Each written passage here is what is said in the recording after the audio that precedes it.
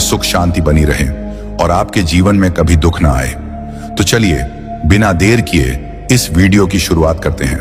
दोस्तों, गरुड़ पुराण हमारी प्राचीन संस्कृति का एक अमूल्य रत्न है जो जीवन के हर पहलू को छूता है, विशेषकर पाप और पुण्य के संतुलन को।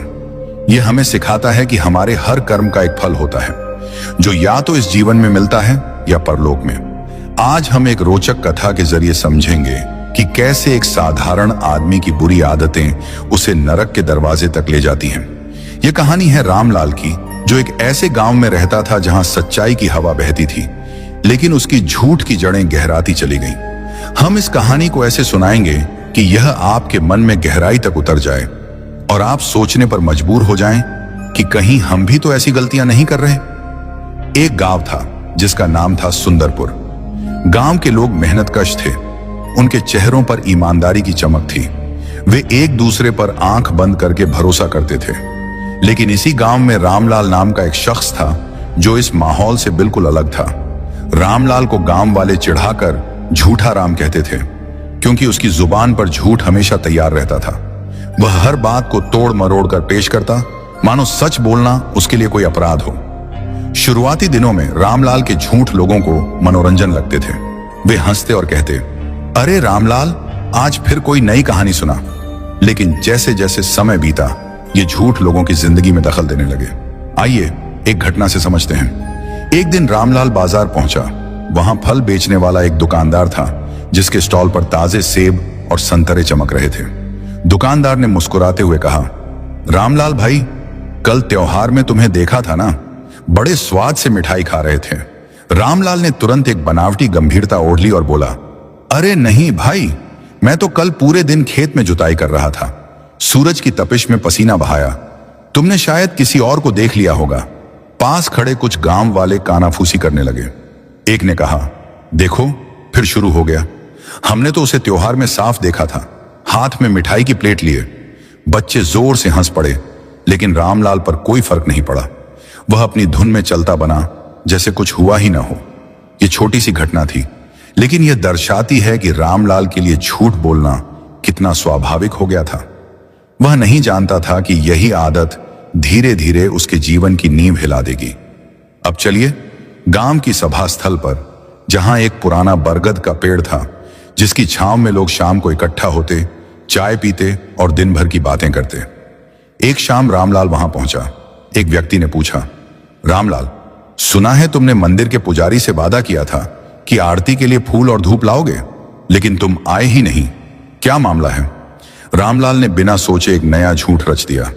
अरे, मैं तो सुबह ही घर से निकला था, लेकिन रास्ते में पुल पर पानी इतना तेज बह रहा था कि पार नहीं कर सका। मजबूरन वापस लौटना पड़ा। यह सुनकर एक अन्य व्यक्ति भड़क उठा, क्या झूठ बोल रहे हो? वह पुल तो पूरी तरह सुरक्षित है, हम आज ही उसी से गुजरे हैं। अब लोगों के चेहरों पर मुस्कान की जगह गुस्सा दिखने लगा। रामलाल की हर बात को वे अब संदेह की नजर से देखते थे। उसका विश्वास गांव में पूरी तरह से उखड़ चुका था। लोग कहने लगे, रामलाल की बातों पर भरोसा करना मूर्खता है। समय के साथ रामलाल की यह आदत और मजबूत होती गई। वह कभी दावा करता, मेरे खेत में इस बार 15 मन अनाज हुआ है, जबकि सब जानते थे कि उसका खेत मुश्किल से 5 मन देता था। कभी कहता, कल महाराजा ने मुझे अपने महल में आमंत्रित किया और मेरी प्रशंसा की। गांव वाले अब इन बातों पर हंसते नहीं, बल्कि उदास होकर सिर हिलाते। रामलाल की कहानियां उनके लिए अब एक बोझ बन चुकी थीं। एक दिन गांव का एक सम्मानित बुजुर्ग, जिसका नाम था बाबा विश्राम, रामलाल के घर आया। बाबा विश्राम की उम्र की झुर्रियां उनके अनुभव की गवाही देती थीं और उनकी आंखों में ज्ञान की रोशनी थी।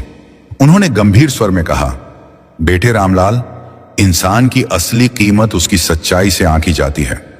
झूठ से तुम आज तो लोगों को हंसा लेते हो, लेकिन कल यही झूठ तुम्हें अंधेरे में धकेल देगा। याद रखो, झूठ का परिणाम हमेशा दुखदाई होता है। अपनी इस आदत को छोड़ दो, वरना जीवन बर्बाद हो जाएगा। रामलाल ने हंसकर जवाब दिया, बाबा, आप बेकार फिक्र करते हैं। मेरे झूठ से किसे हानि पहुंची है? लोग सुनते हैं, मजा लेते हैं और भूल जाते हैं। ये तो महज एक शौक है। बाबा विश्राम ने गहरी सांस ली और बोले, बेटे, शौक ही इंसान को ऊंचाइयों पर ले जाते हैं या गर्त में गिराते हैं। जब झूठ का आवरण फटता है तो इंसान की इज्जत मिट्टी में मिल जाती है। एक दिन तुम्हें इसका बड़ा मूल्य चुकाना पड़ेगा। लेकिन रामलाल पर इन शब्दों का कोई असर नहीं हुआ। वह गांव की सड़कों पर घूमता और नए नए झूठ गढ़ता। कभी कहता, कल रात मैंने नदी किनारे एक विशालकाय सांप देखा जिसकी आंखें चमक रही थीं। कभी दावा करता, मेरे सपने में देवता आए और बोले, रामलाल तू बड़ा पुण्यात्मा है। गांव वाले अब इन बातों को अनसुना कर देते, लेकिन यही आदत अब गांव के लिए समस्या बनने लगी। एक बार सुंदरपुर में एक चोरी की वारदात हुई। लोग इकट्ठा हुए और जांच पड़ताल करने लगे। जब रामलाल से पूछा गया तो उसने फिर झूठ का सहारा लिया। मैंने चोर को देखा था, वह तो दुकानदार का लड़का था। दुकानदार तुरंत गुस्से से लाल हो गया। यह सरासर झूठ है। मेरा बेटा उस रात मेरे साथ था। तुम्हारे इस झूठ ने मेरे परिवार की प्रतिष्ठा पर धब्बा लगा दिया। गांव में तनाव फैल गया। लोग अब खुलकर कहने लगे, रामलाल का झूठ अब हमारे लिए खतरा है। उस रात रामलाल अकेला अपने घर में बैठा था। तभी बाबा विश्राम की बातें उसके मन में गूंजी, लेकिन उसने उन्हें नजरअंदाज कर दिया और खुद से बोला, लोग बस बातें बनाते हैं, झूठ मेरी शक्ति है। इससे मैं संकटों से बचता हूं और लोगों को खुश करता हूं। सच बोलकर क्या फायदा? वह नहीं जानता था कि यही सोच उसे ऐसी राह पर ले जा रही थी जहां से वापसी असंभव थी। एक दिन रामलाल शहर की ओर जा रहा था। रास्ता घने जंगल से होकर गुजरता था। दोपहर का समय था। पेड़ों की छांव में सन्नाटा पसरा था। अचानक झाड़ियों से एक आदमी निकला। उसके हाथ में सामान था, कपड़े फटे हुए और चेहरे पर भय। वह रामलाल के पास आया और हाँफते हुए बोला, भाई मदद करो, मैंने चोरी की है और सिपाही मेरे पीछे हैं। मुझे इस वृक्ष के पीछे छिपा लो और सिपाहियों से कहना कि कोई नहीं गुजरा। रामलाल ने सोचा, यह तो कमाल का अवसर है। अगर मैं इसे बचा लूं तो यह मेरा एहसानमंद बनेगा। उसने सहमति जताई और चोर को छिपा लिया। थोड़ी देर बाद सिपाहियों का दल आया। वे पसीने से तर थे और गुस्से में। उन्होंने रामलाल से पूछा, क्या यहां से कोई चोर गुजरा? रामलाल ने झट से झूठ बोला, नहीं, मैंने तो किसी को नहीं देखा। सिपाही आगे बढ़ गए। चोर बाहर निकला और बोला, तुमने मेरी जान बचाई, मैं तुम्हारा कर्जदार हूं। रामलाल ने मुस्कुराकर कहा, देखा ना, झूठ कितना उपयोगी है। लोग कहते हैं बुरा है, लेकिन यह तो संकट से निकालता है। इस घटना से रामलाल का आत्मविश्वास और बढ़ गया। गांव लौटकर उसने इस कहानी को मसाले लगाकर सुनाया, भाइयों, जंगल में सिपाही आए, मैंने चोर को बचा लिया। वह मेरे पैरों पर गिर पड़ा। गांव वाले संदेह से देखने लगे, लेकिन बाबा विश्राम ने कहा, बेटे, तूने अपराधी को बचाया, इसका पाप तुझे भी लगेगा। झूठ से कभी सच्ची भलाई नहीं होती। रामलाल ने फिर हंसकर टाल दिया, बाबा, दुनिया देखिए, बिना झूठ के कुछ चलता है क्या? अब रामलाल और बेधड़क हो गया। वह गलत कामों में भी झूठ का इस्तेमाल करने लगा। लोग उससे दूर होने लगे। बच्चे चिढ़ाते, आया झूठा राम। लेकिन रामलाल का अहंकार बढ़ता गया।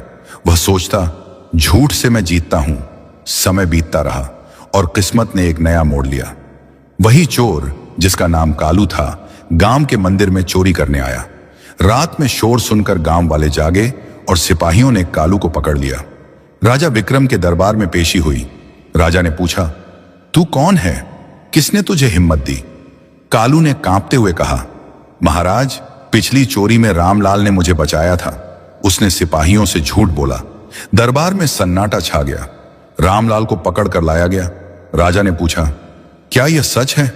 रामलाल ने फिर झूठ बोला, महाराज, मैं मजाक कर रहा था, मुझे नहीं पता था वह चोर है। राजा गुस्से में बोले, झूठ से अपराधी बचते हैं, मंदिर लुटते हैं, तेरी सजा मौत है। रामलाल माफी मांगता रहा, लेकिन कोई नहीं आया। फांसी हुई और उसका शरीर झूल गया। मौत के बाद रामलाल की आत्मा यमदूतों के पास पहुंची। वे उसे यमलोक ले गए, जहां यमराज ने कहा, तुझे जीवन में बदलने का मौका मिला, लेकिन तूने गंवाया, अब नरक में सजा भोग। रामलाल को आग के कुंड में फेंका गया, जहां वह तड़पता रहा। भगवान विष्णु ने कहा, हे गरुड़, तुम मेरे प्रिय भक्त हो और तुम्हारी जिज्ञासा धर्म के मार्ग को समझने की है। आज मैं तुम्हें उन पापों के बारे में विस्तार से बताता हूं जो जीवात्मा को नरक के द्वार तक ले जाते हैं। ये पाप मानव जीवन में अक्सर अनजाने में या लालच में किए जाते हैं, लेकिन उनके फलस्वरूप होने वाली सजाएं इतनी भयावह होती हैं कि सुनकर ही रोंगटे खड़े हो जाते हैं।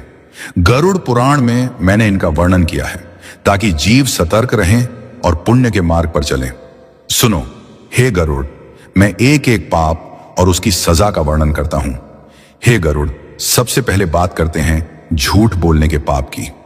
झूठ वह जहर है जो इंसान की जुबान पर चढ़ जाता है और धीरे धीरे उसके पूरे जीवन को विषाक्त कर देता है। गरुड़ पुराण में झूठ को धोखे और कपट का प्रतीक माना गया है। जो व्यक्ति बार बार झूठ बोलता है वह न केवल दूसरों का विश्वास तोड़ता है बल्कि अपनी आत्मा को भी कलंकित करता है। इस पाप की सजा नरक में तामिस्र नामक नरक में दी जाती है। तामिस्र का अर्थ है अंधकार से भरा हुआ। यहां झूठ बोलने वाले जीव को पूर्ण अंधेरे में फेंक दिया जाता है। चारों ओर घना काला अंधेरा जहां 1 इंच भी दिखाई नहीं देता। जीव चीखता चिल्लाता है लेकिन उसकी आवाज खुद उसकी ओर लौट आती है। यमदूत उसे कोड़ों से पीटते हैं और वह भूख प्यास से तड़पता रहता है। गरुड़ पुराण के अनुसार झूठ बोलने वाले को यहां वर्षों तक भूखा रखा जाता है और जब वह पानी मांगता है तो उसे उबलता हुआ लावा पिलाया जाता है। यह सजा इसलिए है क्योंकि झूठ ने उसके जीवन में सच्चाई का प्रकाश छीन लिया था। हे गरुड़, कल्पना करो कि एक व्यक्ति जो जीवन भर झूठ बोलकर दूसरों को ठगता रहा अब खुद उस अंधेरे में कैसा महसूस करता होगा जहां कोई सहारा नहीं। इस सजा का उद्देश्य है कि जीव समझे कि झूठ कितना विनाशकारी है। लेकिन झूठ सिर्फ एक प्रकार का नहीं होता। अगर झूठ से किसी की इज्जत या संपत्ति को नुकसान पहुंचाया गया हो तो सजा और भी कठोर होती है। गरुड़ पुराण में अंधतामिस्र नरक का वर्णन है जहां गहन झूठ बोलने वाले जाते हैं। यहां जीव को अंधेरे के साथ साथ भयानक यातनाएं दी जाती हैं।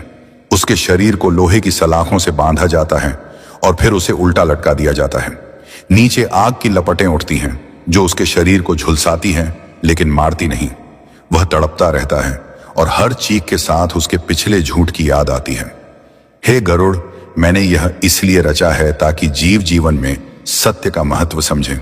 उदाहरण के लिए, अगर कोई व्यक्ति अदालत में झूठी गवाही देता है और निर्दोष को सजा दिलवाता है तो उसकी सजा यहां दोगुनी होती है। वह नरक में वर्षों तक इस यातना को भोगता है और जब उसकी सजा पूरी होती है तो वह पशु योनि में जन्म लेता है जहां बोलने की क्षमता नहीं होती। इससे सीख मिलती है कि झूठ न बोलो क्योंकि यह आत्मा को चीरता है। अब आते हैं चोरी करने के पाप पर। चोरी वह पाप है जो दूसरों की मेहनत को लूटता है। गरुड़ पुराण में चोरी को परद्रव्य या हरण कहा गया है और इसकी सजा रौरव नरक में दी जाती है। रौरव का अर्थ है सांपों से भरा हुआ। यहां चोर को सांपों और बिच्छुओं से भरे गड्ढे में फेंक दिया जाता है। ये विषैले जीव उसके शरीर को डसते हैं और दर्द इतना असहनीय होता है कि जीव बेहोश हो जाता है, लेकिन यमदूत उसे होश में लाकर फिर से यातना देते हैं। गरुड़ पुराण के अनुसार अगर चोरी छोटी हो, जैसे किसी का पैसा चुराना, तो सजा कुछ वर्षों की होती है। लेकिन अगर मंदिर या गरीब की संपत्ति चुराई गई हो तो सजा अनंत काल तक चलती है।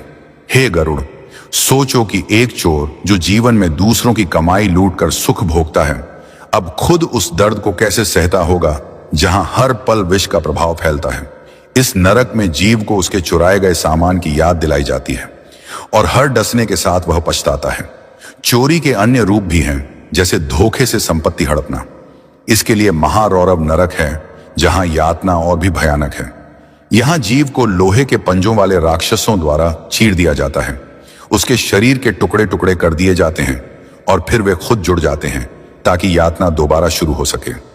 गरुड़ पुराण में वर्णन है कि जो व्यक्ति जमीन हड़पता है या अनाथों का हक मारता है वह यहां जाता है।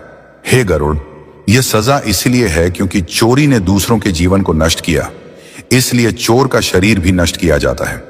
मैंने यह व्यवस्था इसलिए की है ताकि जीव समझें कि मेहनत से कमाई गई संपत्ति का सम्मान करो। अगर कोई चोरी करता है तो वह न केवल इस जीवन में पकड़ा जाता है बल्कि परलोक में भी सजा भोगता है। उदाहरण स्वरूप, एक व्यापारी जो मिलावट करके चोरी करता है उसे यहां उबलते तेल में डुबोया जाता है। दर्द इतना होता है कि वह चीखता रहता है, लेकिन कोई दया नहीं मिलती। अब बात करते हैं पराई स्त्री को बुरी नजर से देखने या व्यभिचार के पाप की। यह पाप काम वासना से उपजता है और समाज की नींव हिला देता है। गरुड़ पुराण में इसे परस्त्री गमन कहा गया है और इसकी सजा तप्त सूर्मी नरक में दी जाती है। तप्त सूर्मी का अर्थ है गर्म रेत से भरा हुआ। यहां व्यभिचारी को गर्म रेत पर नग्न लिटाया जाता है और यमदूत उसे लोहे की गर्म मूर्तियों से आलिंगन करवाते हैं। ये मूर्तियां इतनी गर्म होती हैं कि शरीर झुलस जाता है, लेकिन मौत नहीं आती। गरुड़ पुराण के अनुसार अगर व्यभिचार सिर्फ नजर से हो तो सजा कम होती है, लेकिन अगर शारीरिक संबंध बने हों तो जीव को यहां अनंत काल तक तड़पाया जाता है। हे गरुड़, कल्पना करो कि एक व्यक्ति जो जीवन में दूसरों की पत्नी पर बुरी नजर रखता है, अब खुद उस आग में कैसे जलता होगा जहां हर स्पर्श दर्द देता है। इस सजा का उद्देश्य है कि जीव समझे कि पवित्रता का महत्व क्या है। व्यभिचार के अन्य रूप जैसे बलात्कार या छल से संबंध बनाना के लिए कुंभीपाक नरक है। यहां जीव को उबलते तेल के कड़ाह में डाला जाता है। तेल इतना गर्म होता है कि शरीर पक जाता है, लेकिन आत्मा तड़पती रहती है। गरुड़ पुराण में वर्णन है कि जो व्यक्ति लिव इन रिलेशनशिप में रहकर विवाह की पवित्रता तोड़ता है, वह यहां जाता है। हे गरुड़, मैंने यह इसलिए रचा है ताकि जीव काम वासना पर नियंत्रण रखें।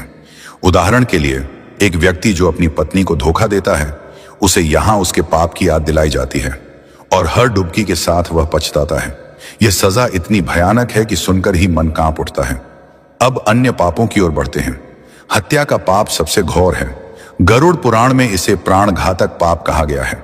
सजा कलसूत्र नरक में होती है, जहां जीव को लोहे के सूत से बांधा जाता है और आग में झुलसाया जाता है।